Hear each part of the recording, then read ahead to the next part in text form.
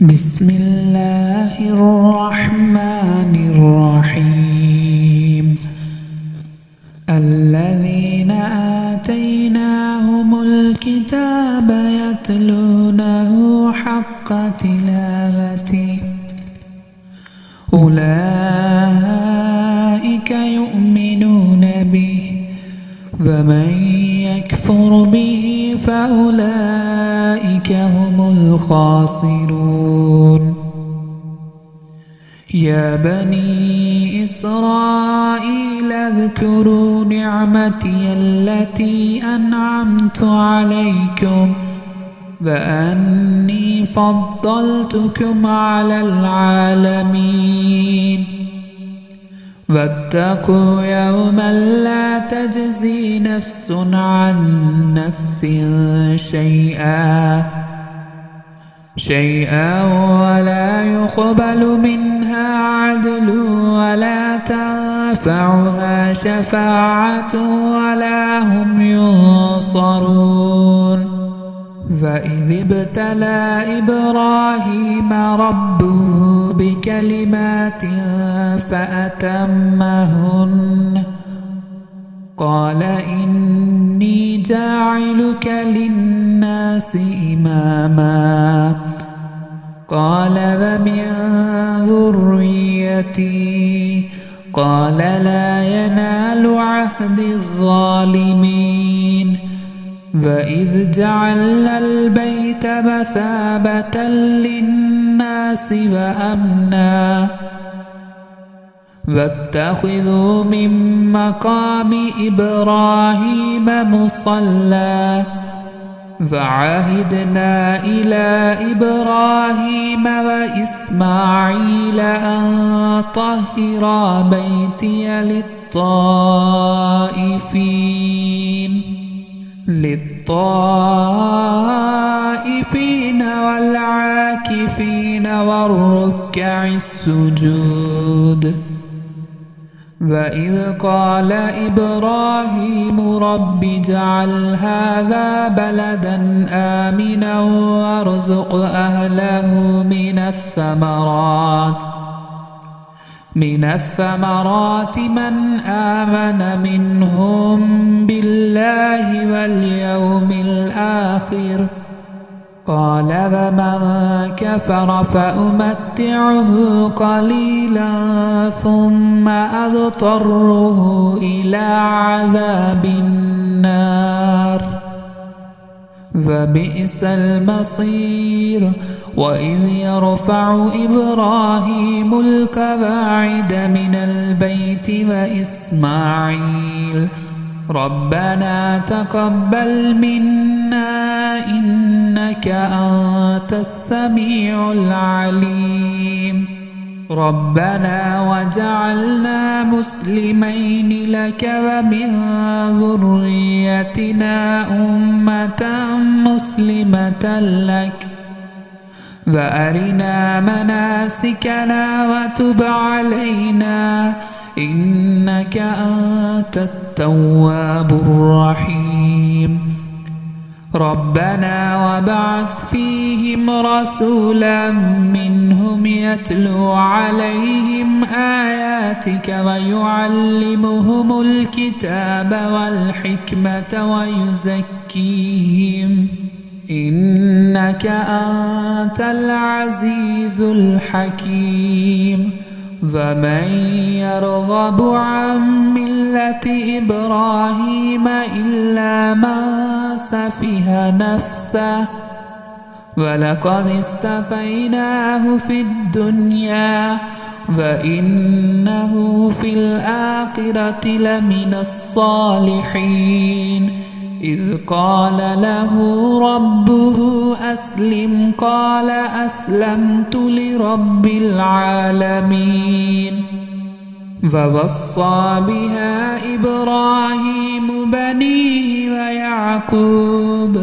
يا بني إن الله اصطفى لكم الدين فلا تموتن إلا وأنتم مسلمون.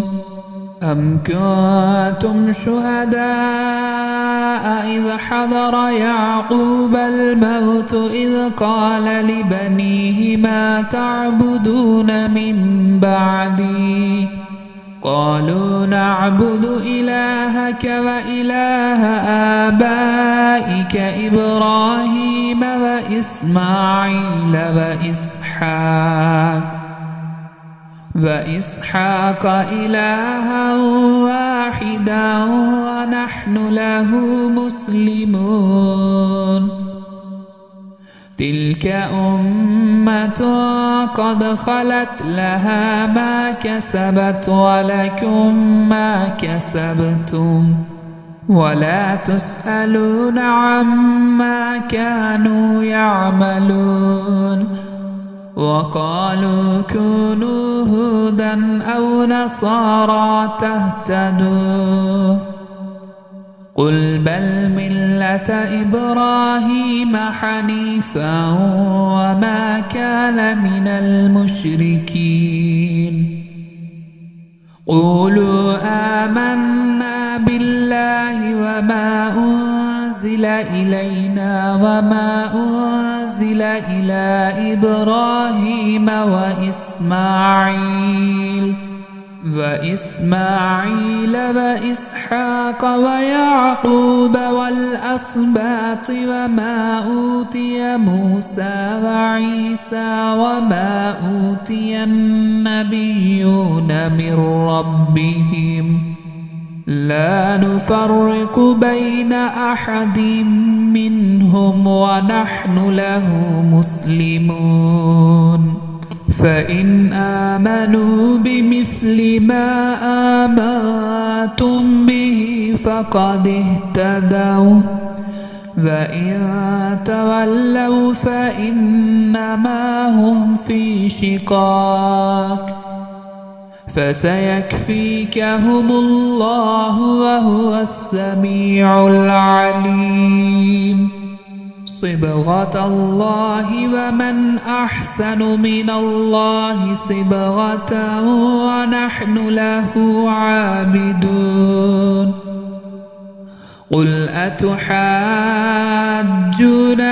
في الله وهو ربنا وربكم ولنا أعمالنا ولكم أعمالكم ونحن له مخلصون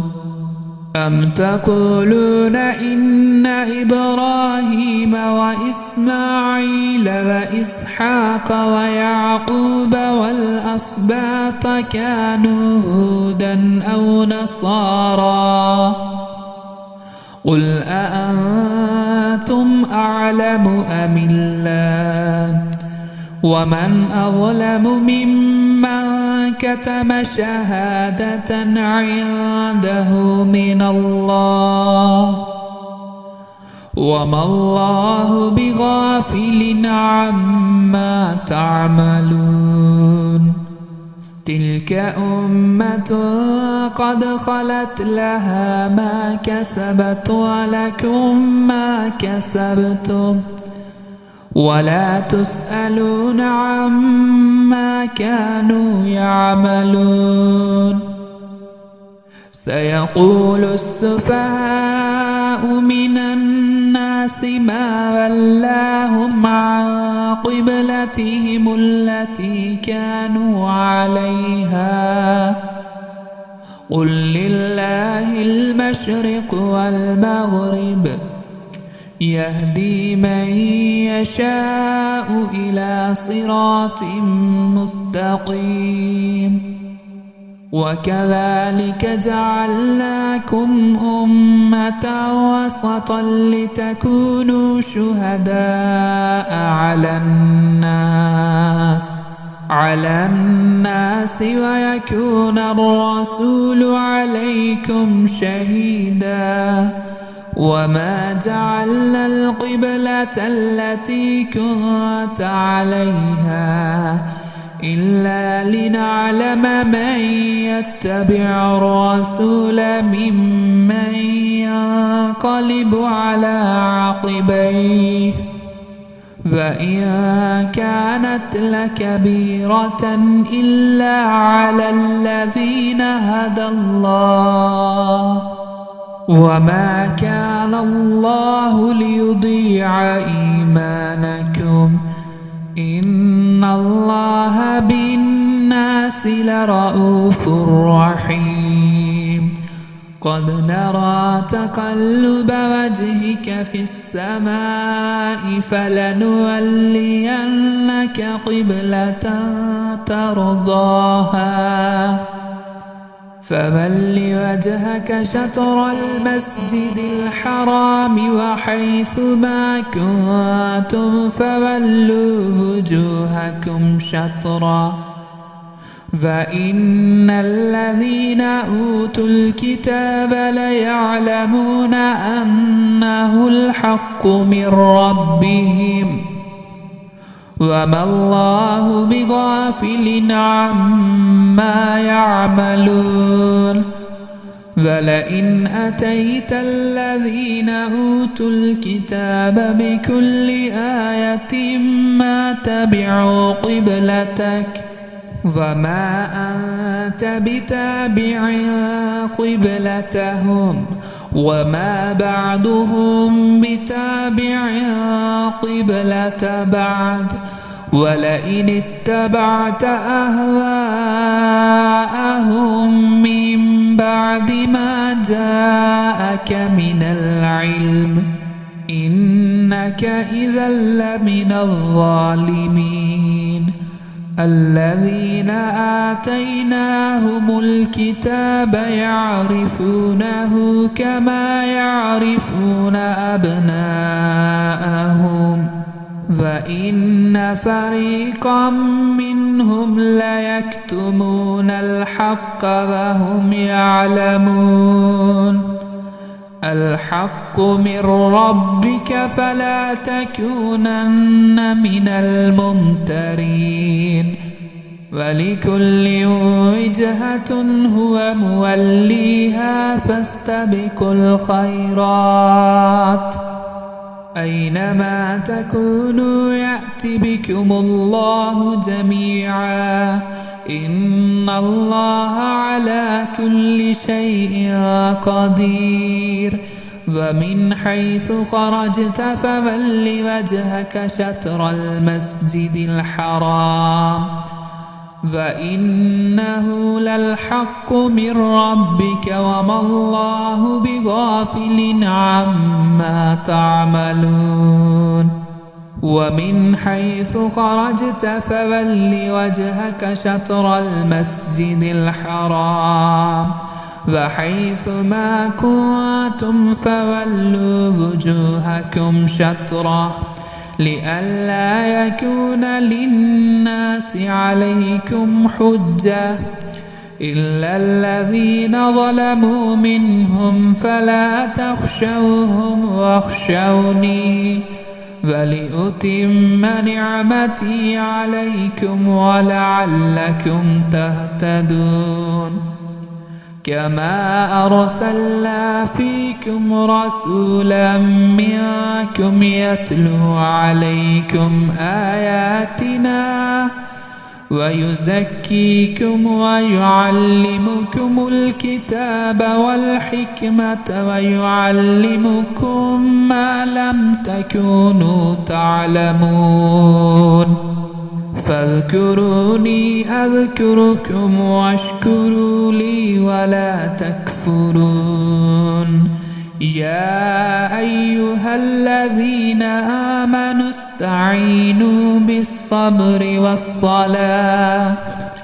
إن الله مع الصابرين ولا تقولوا لمن يقتل في سبيل الله أموات بل أحياء ولكن لا تشعرون ولنبلونكم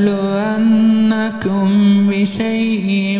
من الخوف والجوع ونقص من الأموال والأنفس والثمرات